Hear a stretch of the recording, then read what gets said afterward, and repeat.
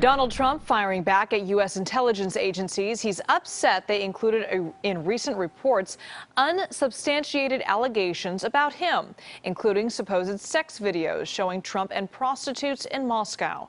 Reporter Kenneth Craig has that story.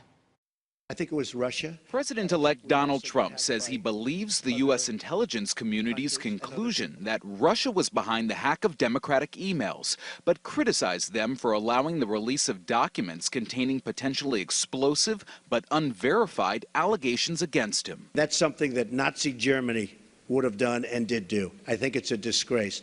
That information that was false and fake and never happened got released to the public. CBS News has learned an intelligence report detailing Russia's influence in the 2016 presidential election also contained details of an alleged Russian plot to compromise Mr. Trump with damaging personal and financial information. Does anyone really believe that story? I'm also very much of a germaphobe, by the way.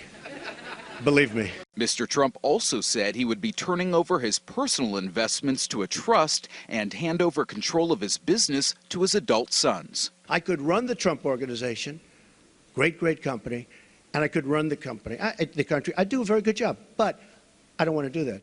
The news conference here was the first for the president-elect since the election. The last time he held a formal question and answer session with reporters was last July. Mr. Trump insists he will get to work right away building a border wall and says he will force Mexico to reimburse the U.S. I could wait about a year and a half until we finish our negotiations with Mexico, which will start immediately after we get to office, but I don't want to wait. The president-elect also said he'll announce a nominee to fill a vacant seat on the U.S. Supreme Court within 2 weeks of taking office.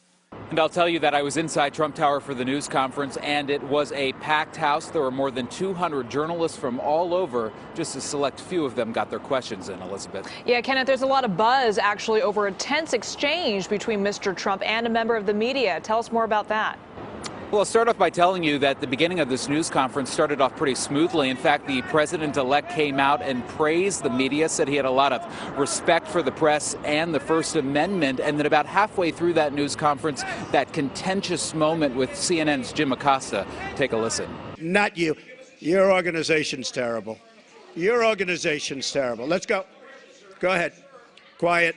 Quiet. And I'll tell you, there was an audible reaction from a crowd of several hundred reporters, and while a lot of us were taken aback, we weren't necessarily surprised by that confrontation with that reporter, given the president-elect's tone and comments during the transition and now, or rather during the campaign and now the transition. Of course, only time will tell with how the president-elect will conduct himself with the media going forward once he takes the oath of office, Elizabeth. All right, Kenneth Craig reporting from New York. Thank you, Kenneth.